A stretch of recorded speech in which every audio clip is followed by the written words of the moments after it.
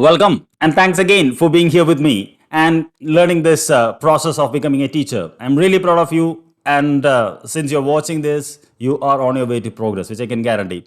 So, in this class, as you know, we are going to study a work that personally I have not studied, not taught, because most of the works in this syllabus I have either studied or taught, but this one is totally strange and new to me. Sometimes you may have studied it for your assistant professor or HST exam. So, as you know, it says the interesting narrative of the life of Olaudah Equiano. I don't know his correct pronunciation. I believe it's Olaudah Equiano or Gustavus Vasa, the African, written by himself, published in 1789. Remember the year? It was the year of French Revolution. So that's how you connect. So there are three ways I have divided. Before that, I want to tell you what I have done is I have made some research and I read those two chapters by myself and I have summarized it. Okay, so this is my personal class because when I looked at it, I found a lot of materials and I felt like if I follow them, I will take you to somewhere else. Okay, so what I am focusing is to help you score that 1 mark if they ask from this work. So, Olaudah Equiano. Please forgive me for my pronunciation. I'm not good at this. So, he was the first one to write a slave narrative. He was born in Nigeria, sold at the age of 11, and later at England, he won his freedom. He was also renamed. It's a, what am I call? Changing your name is, it's a traumatic thing. Gustavus was and he was a slave. He was not a born slave. Okay, he has been made a slave, and finally, Robert King, that name you have to remember, who gave him his freedom, and later he became. He in between he learned to read and write. He baptized into Christianity, and finally he decided to write his own autobiography in 1789 and published himself. And this book was revolutionary. That after what you may call in not after 1807, Britain formally abolished the slave trade, and it has really inspired. So he became a member of this abolitionist movement. So that is why he is so great. And if you look at the work, as you know, it's an autobiography, slave autobiography. It's a lengthy one, and what we must understand is that the place he was born, he was born in Igbo village of Esaska in the present day Nigeria. They may ask, he was kidnapped when at the age of 11 when his parents went for farming. They were farmers. So also his sister, and he what you may call, he was renamed many times. Michael, Jacob, Gustavus was based on the fancy of the owners, and he has traveled Barbados, Virginia. They were not going to ask you, and he was in the sailing ship when the 7 years of war was happening between France and Britain. The turning point happens in the year 1759 when he was baptized and converted to Christianity. And chapter 4 narrates his experience of that and how his new faith is helping him. And chapter 5 describes about how he found Captain Doran of Charming Sally. That's the name of the ship. Please remember Captain James Doran and Charming Sally, who gives him to Robert King, an American Quaker merchant who finally allowed him to buy his freedom in 1766. So later he becomes a business partner. He makes a lot of money. He marries an English woman. He has two children. So ultimately, but what makes him special is that despite being a slave, he educated himself and he could express his feelings, and that could revolutionize things. So now we come to the summary. Remember, we have only to study chapter 4 and 5, but in order to reach there, we must just run through what happens in the first.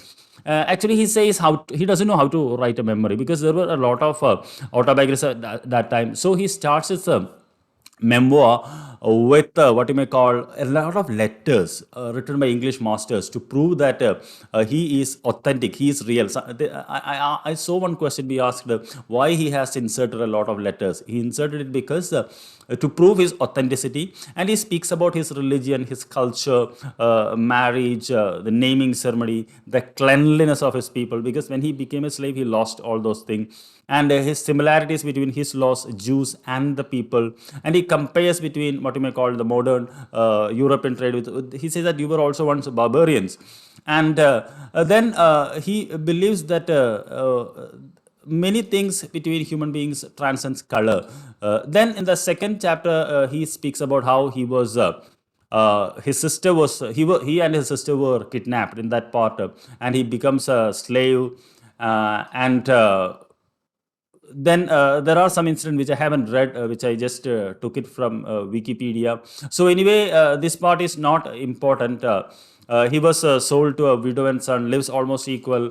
What happens is that it just narrates his incidents of moving. I'm not reading that part because I think that is not for our exam. And now we come to chapter 3 part. He is in a new plantation. He works alone, and there he was surprised to see the plight of Negro women, especially one who is asked to wear an iron muzzle.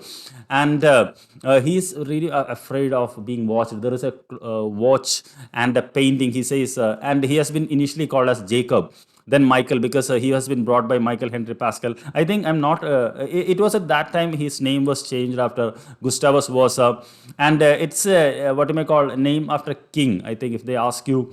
And he also developed friend with Richard Burker, and Richard Baker dies. Okay, so those are the things happen before we come to chapter 4. Chapter 4 is what you may call the central theme is his conversion to Christianity, dears. Okay, dear, because I read it. Saying from my first hand experience, the former 3 chapters I say I read, I took it from other sources. I want to be brutally honest with you, because those were not mentioned, prescribed for exam. So this one I have to be focused. So he says that he has been in ship for 2 to 3 years and in England, and now he can understand English well. He feels himself like an Englishman, and he was surprised.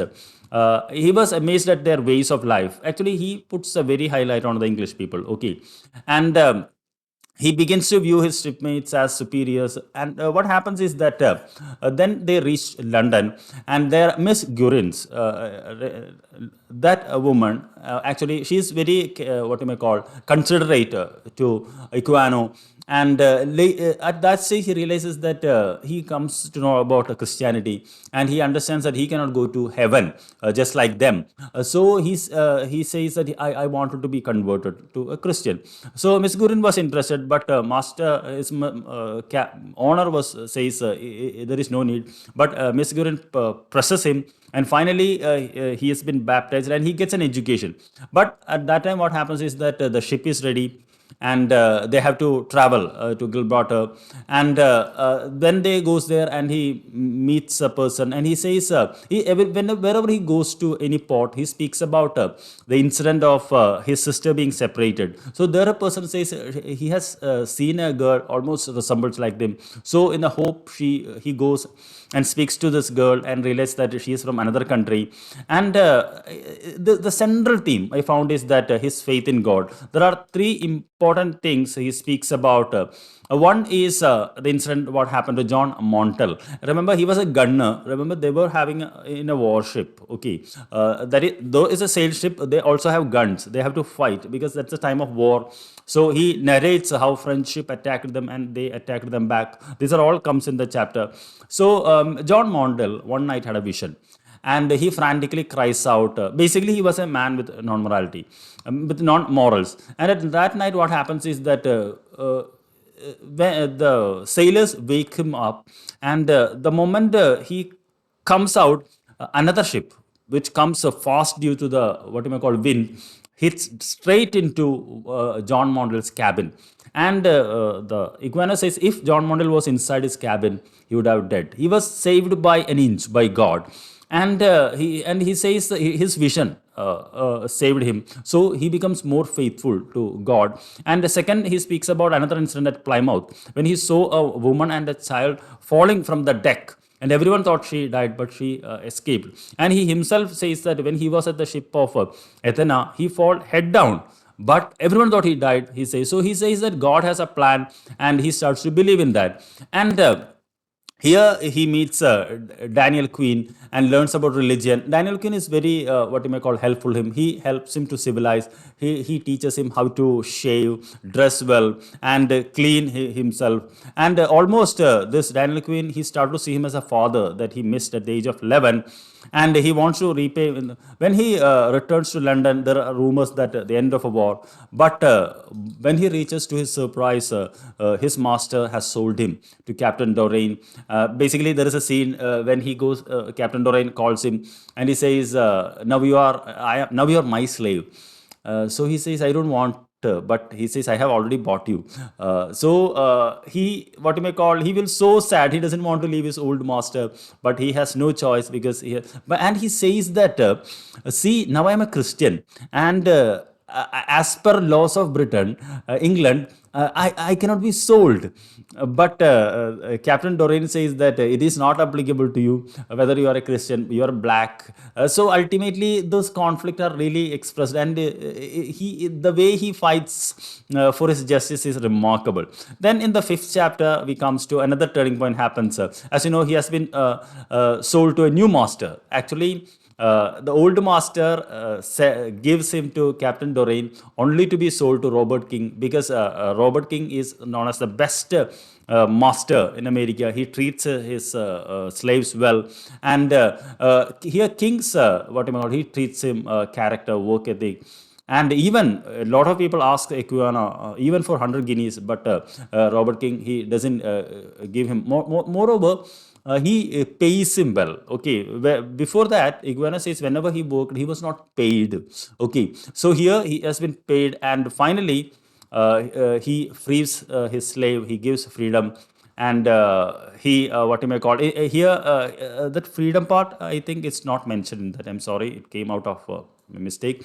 And here he sees how clerks work. He helps every them, and he also sees the rape of women by clerk, and how he feels powerless. I think in the next chapter he speaks about his freedom. So dear, this is what I can do with this work. I have put a lot of effort, but I think if I try to teach you more, I will be taking you vaguely away. And I have given an MCQ, and I will also mention some names of the ships and all. I don't think they are important in case. Okay, so thank you very much for watching and learning from me. And I'll see you in the next class. Until then, take care. Bye bye.